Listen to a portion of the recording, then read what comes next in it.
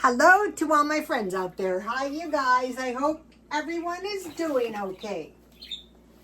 Okay, I was watching a good video. It was the Master's Voice Prophecy blog. And on the blog, she was mentioning that the food, bread in particular, is not as nutritious because they're putting emulsifiers. Well, she didn't say emulsifiers. I did research. They're putting emulsifiers in the bread to make it more puffy. So it's puffier. It seems like more, but it's actually not more. So there's an easy solution. And this is going to probably become more prominent in our food. So what we want to do, okay, I have 2 cups of boiling water. I'm putting, this is not the quarter cup. I'm putting a 1/2 cup powdered milk. You can mix this kind up, but if you have, I have milk and I want to use it. So I'm going to put a 1/2 cup. I usually put 1/4 cup powder to 1 cup. They advise 1/3, but I find a 1/4 cup is fine. Okay, so back to the wheat. Okay, so I myself noticed that the really good wheat is expensive. And so, I'm watching for the price of bread, because when the bread becomes a problem, that is when we know we have real problems. We're watching for wars, could be trade wars, famine, and disease. A lot of the prophets are saying another famine is coming. During the first pandemic, they said get mason jars so you can if you need to. And I did, okay, I'm going to put 1 tablespoon. I bought this butter for $3.99 at Ralph's, 2 of them. You want to buy this kind of stuff when funds permit, and then put it in the freezer. Okay, so say if you're older, and you might say, I'm not a prepper. Well, you can grow a window garden. It is so important if any form of famine comes. Another thing is any contamination, like widespread contamination. You want to have like if we were hit by some kind of a nuclear attack, I'm going to be moving my food. I want it in the center of the house, away from open windows, and I want to cover that so nothing happens, like no contamination. I also buy nearly all canned food at this point. Not for that reason, just because I had a mouse, and that's the last thing I want in my house. Another thing is you want to make sure your garbage is where it belongs, so flies or mice. All right, so I think Aldi's is one of the best places for instant potatoes. So I want some instant potatoes. So, okay, so we're going to be thinking about wars, famines, and disease. Okay.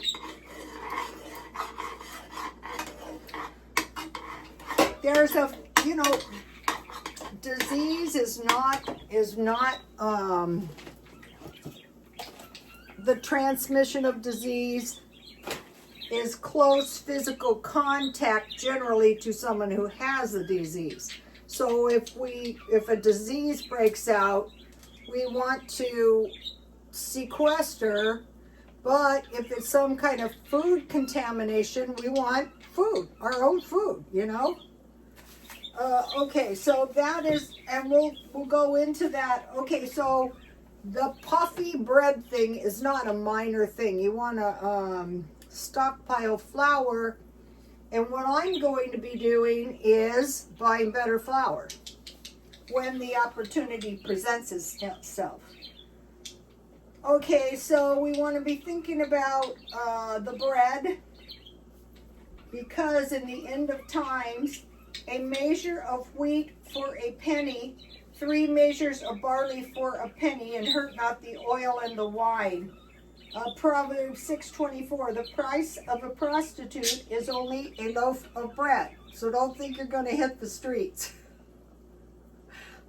I just ran into that when I was searching bread. Take this bread and eat it. This is my body. Do this in remembrance of me. I am the living bread of life that comes down from heaven. So would I expect an attack on bread? Oh yeah, sure, I would. I'd be watching for that. Okay, so now,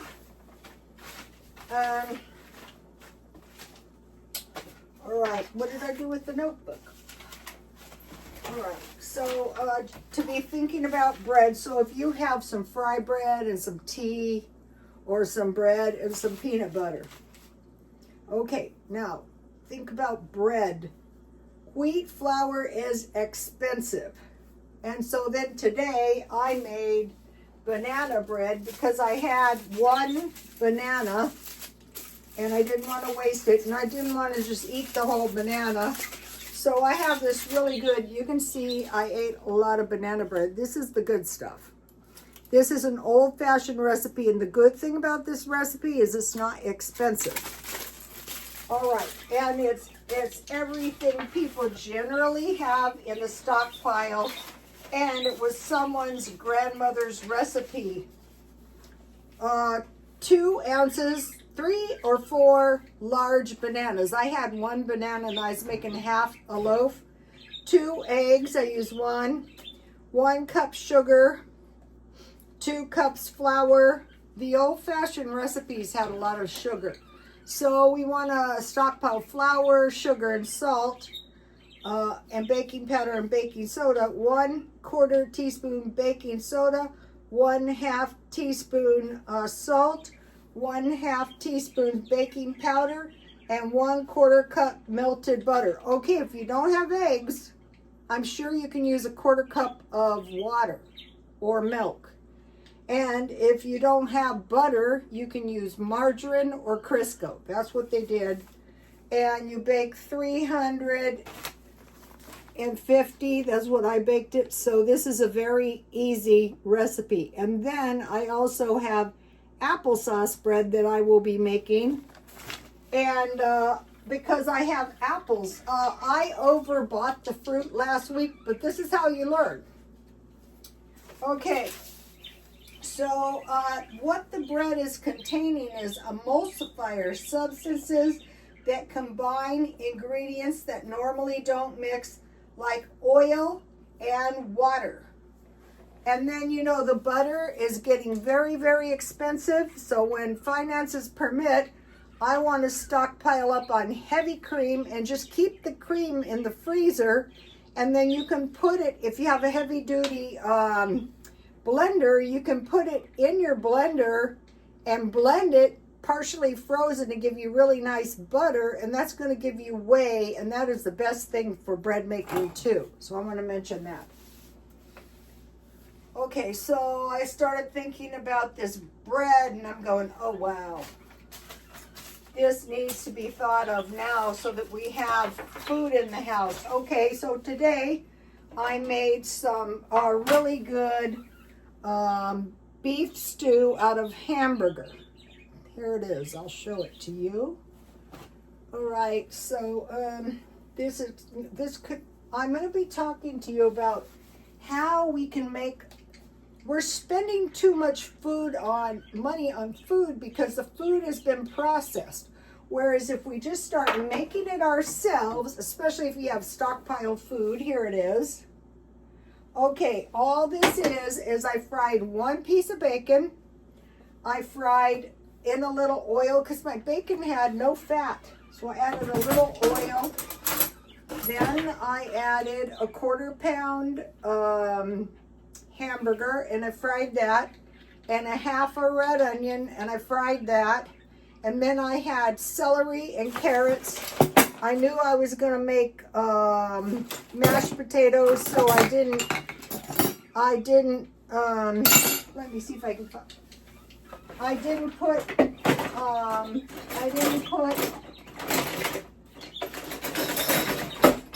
if you can get these small quarter-cup ladles, I didn't, so anyway, so I didn't put a lot of potatoes, so I had carrots, I had celery, I have mashed potatoes, I added 1 cup of tomato soup, I didn't add any salt and pepper, so let me, and then when it was, all done, practically, I had about a half a jar of mushrooms left. I drained those and put those in, and I added mixed vegetables. So what we're going to do is we're going to be using maybe a little bit less meat, and we're going to be adding, we're going to be making some stews, and we're going to go into that in a minute. So let me show you my stew. Looks pretty good. Take a look at this. Okay, and then I will just put my, and then what I will do is I will just eat this until it is gone. So this is a lot of mashed potatoes, but that is fine. I will eat them. It might take me a couple days, but that is okay. I come home from the gym. I have the food ready to go. I want to mention something today. I learned something at the gym. I told this girl I have a lot of problems, you know, with my makeup. And she said, well, for special occasions, I use L'Oreal, and for every day, I use Maybelline. I go, when I was doing hair, I learned all kinds of stuff from the girls at college, but these girls at the gym really know their stuff. Of course, where do you think attractive girls would be these days? And I get so many good ideas there that you can't.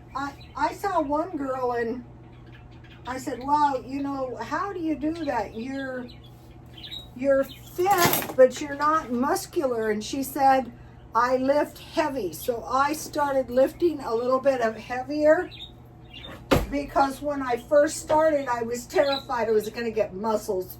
You're not going to get muscles.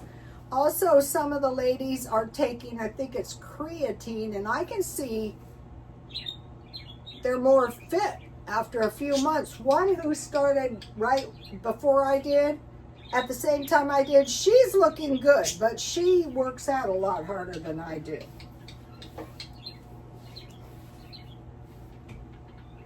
I can only be so dedicated, you guys. Okay, so I think my beef stew looks pretty good. And then I had half a loaf of homemade bread in the freezer. And I am going to be making homemade bread.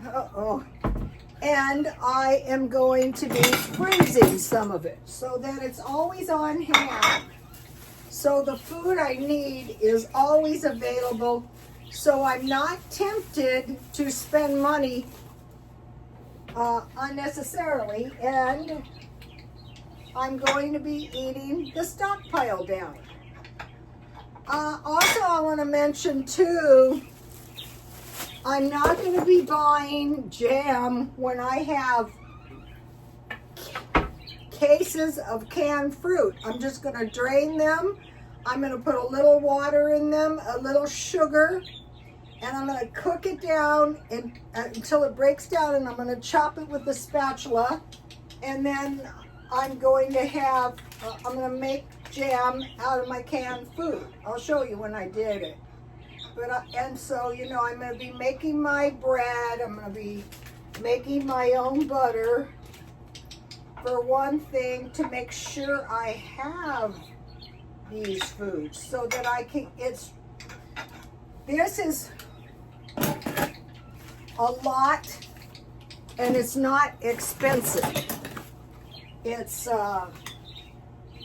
looks like a lot, So see my tasty beef stew? It could be any kind of meat you have. And then I'll put a little potatoes and I'll put a little gravy on top. So there we have it. And then I have my bread that was frozen that I made and butter. And you're going to be learning to do this. It's very easy. There's some good bread making videos online right about now. So if you had, say, 4 people and you only had a 1/4 cup of meat, or you only wanted to use a 1/4 cup because you want to cut down on animal products, which is what I want to do. I don't want to cut down on nutrition.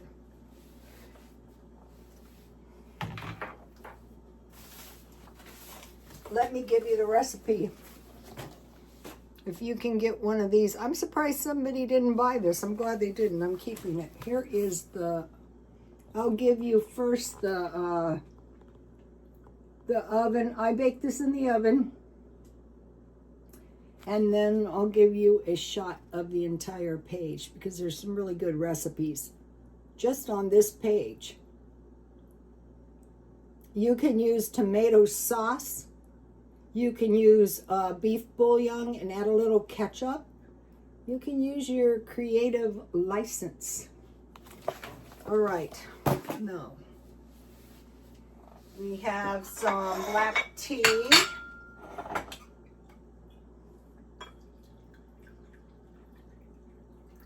Now, if we move away from processed food, it's going to be so much better for us. So we're moving away mostly from foods that are ready to eat, high in calories and low in nutrition. Sugary cereal, potato chips, candy, frozen meals, sweetened drinks, deli meat, bacon, hot dogs, ham and bologna, ice cream, ham, sausages, mass-produced bread. I think it's probably a good idea to make your own, and it's cheaper. Good loaves of bread are like $5.99. Fried food, cheese, canned foods. So we're using our common sense. You know, a couple pieces of bacon is really going to up the tastiness of this. And if you only have a 1/4 pound, you can use more hamburger. You can use roast beef. So it was 2 pieces of bacon and a 1/4 pound hamburger. And then we're thinking about our canned food. Okay, so now let's see. Sugary cereal, oatmeal is good.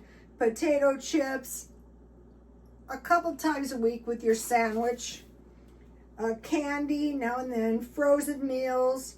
You can make meals just as cheap. You know, like chicken, like potatoes, like corn. Sweetened drinks, deli meat. Okay, now I'm rejecting this. Bacon, hot dogs, ham, and bologna. I keep it on hand. I eat it. That's not what's killing me. It's going to be the sugar. Ham, I am keeping ham. Sausages, I'm keeping ham. Mass-produced bread, sometimes I'm having sandwiches. Fried foods, cheese, I'm rejecting that because I'm stockpiling meat, cheese, and milk, and canned foods. You know they want to move us away from canned food, but there's no storable food like that's safe, where you know your food is always going to be there, like canned food. Frozen food is good.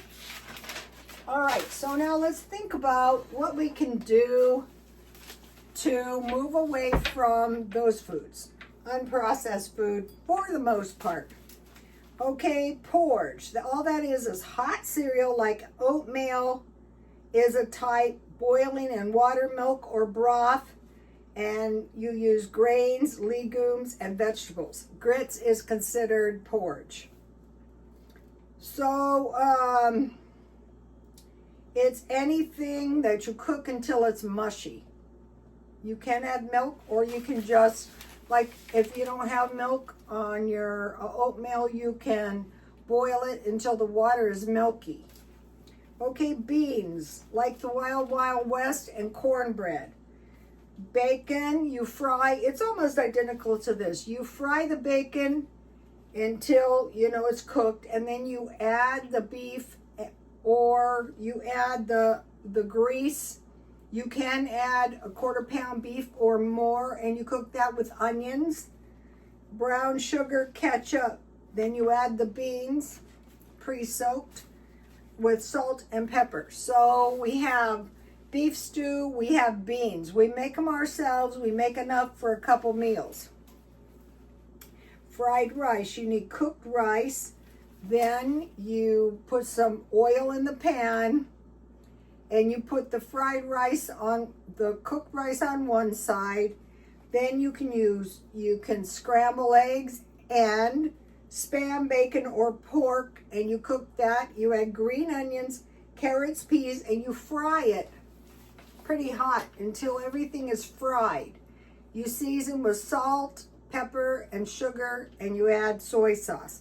And just use what you have. If you don't have eggs, use meat. Use chicken, Spam, ham, all those foods. They say, oh, people don't eat that. How about these families that don't know this stuff, and they could make big pots of food. All right, and then spaghetti sauce. Tomatoes, you remove the skin. If you get fresh tomatoes, you can can these, because the spaghetti sauce is another thing that has additives. So you just plunge the tomato into boiling water until the skin cracks, and then take it out. And then you have your tomato, onion, garlic, olive oil, herbs like basil, and you can add red wine. And you can use any herbs you have, and then add water to get it like in a sauce. And you can cook those down, and then you're always, if you stockpile, we're growing cherry tomatoes, macaroni, and cheese. So that's why you don't want to say, oh no, I reject cheese. Oh no, I reject your suggestion. In case the food gets expensive, heat a little butter in the pan and sprinkle it with flour and stir it around to cook the raw taste out of the flour. Then add milk little by little. So we stockpile powdered milk and create a thin gravy, and then add your cheese in, and then add your macaroni in. Okay, pasta. Okay, now if things get really bad, that's why we have to know how to make pasta.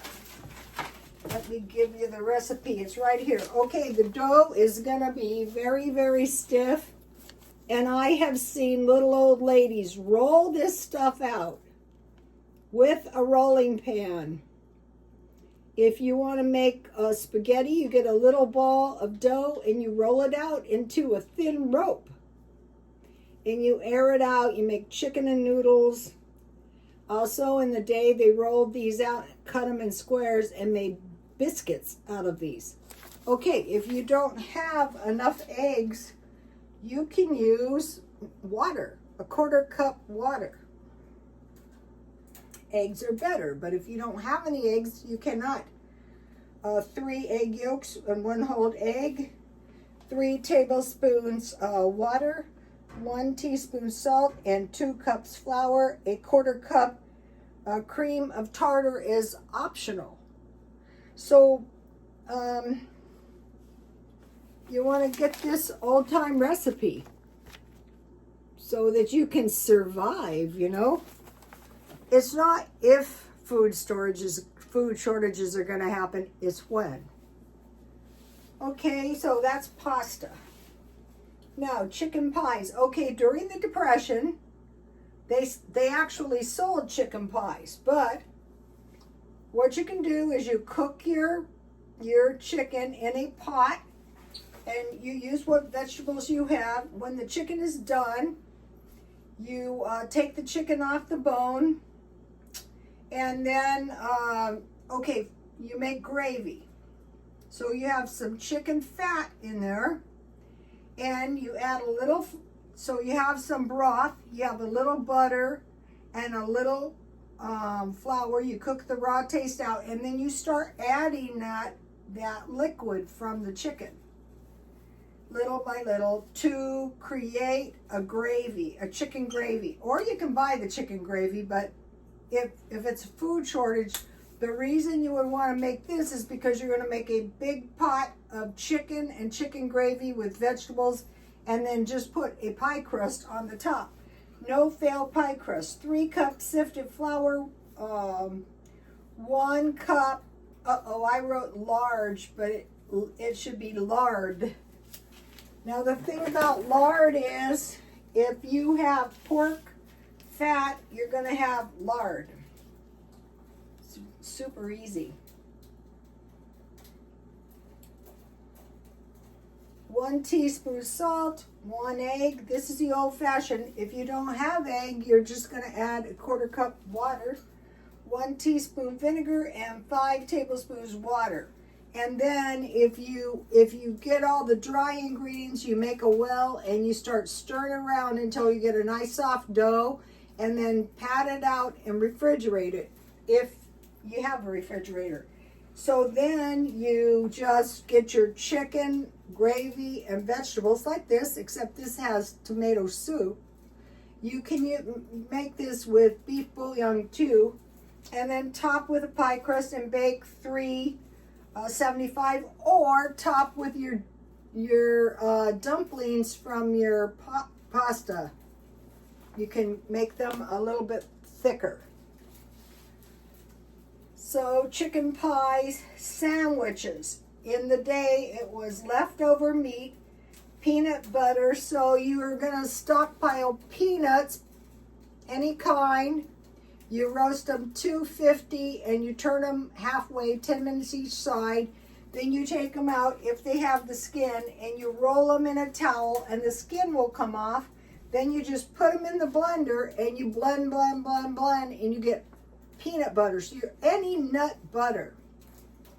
So also peanuts can be used for peanut flour. So if your peanut butter turns out gluey, and it shouldn't, if your peanuts are fresh, just add a little oil, and then make your own jam out of canned fruit. Or if you have honey, that would be good. Or if you have brown sugar. So leftover meat, peanut butter, or egg sandwiches, or like breakfast sandwiches. So take a shot of this. I don't want my followers sitting in the house starving. I've known so many women that didn't, in the salons, that didn't have enough food for their kids. Okay, now the social services are better. Now the food banks, thank God, are better. So, okay, now tuna casserole. This is a good oldie. Add to macaroni and cheese. So you can make your macaroni and cheese, or a package. Or you can use cream of mushroom, cream of celery, or cream of chicken soup, and add your tuna and some peas, and then some noodles. Okay, in the olden days, the desserts were generally cakes, not really so much cookies. We would have like ice cream, maybe on the 4th of July, homemade at church. Popcorn or popcorn balls, the kind made out of molasses, and donuts. So I have 2 donuts. My family loved donuts, especially my dad.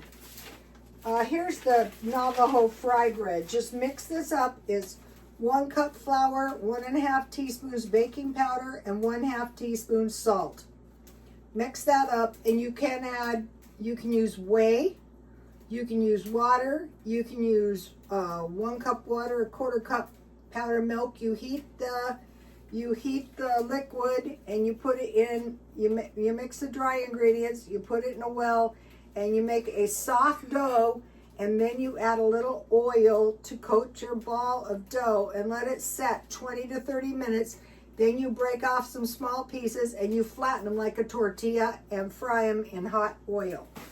The only thing about this is you've got to have oil. And for the Stockpile, probably the best thing is Crisco. That's what they always had in the day. And oil and Crisco this is a bad thing about if we get into a trade war with Canada. Bad for them, but bad for us. All right, here is the donuts. Now it says to fry this in lard, but it's better for Crisco or oil. And this, we got this, I think it was World War I. I usually make half because it makes, so when it comes to donuts, you have to make donuts a little bit before you get good at them. And another thing, donuts are getting way too expensive. All right. Here is apple fritters. When I worked in the bakery, I paid all my bills off in a matter of a few months by working an extra job in the bakery. But the most popular donut was apple fritters. If you don't have Bisquick, you can make your own. You can look up, I might make this. I have apples. Okay, so cakes, popcorn, donuts, and then always say, okay, can I make potato salad, coleslaw, and baked beans? And I have showed you my recipes for those. Okay, bean and cheese burritos. And in the day, the enchiladas were cheese and olives, no meat. And then the last one is chili. So on all of this stuff, like this beef stew, if I didn't have potatoes, I could just have crackers. I bought these at Dollar Tree. And then for chili, I usually use the packet, which makes life really easy. But if you don't have a packet, you can just use some chili powder.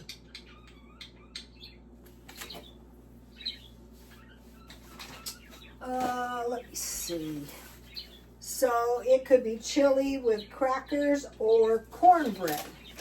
So we're not staying up nights worrying about war, famine, and disease. So what you don't want to do is if there's been some kind of attack with residual, also even fires, where there's a lot of smoke. We have that here. You don't want to be inhaling that smoke. One time I got very sick at a candlelight vigil at the Catholic Church, and I have no tolerance for smoke now. So you don't want to get that. Also, they're saying we're experiencing right now a horrible cold snap or heavy rains. Like me, I live in a house, but the water runs down this street really bad. So I don't want to leave my house. Or if there was some kind of somewhere around, I think it was in California, we had some kind of gas.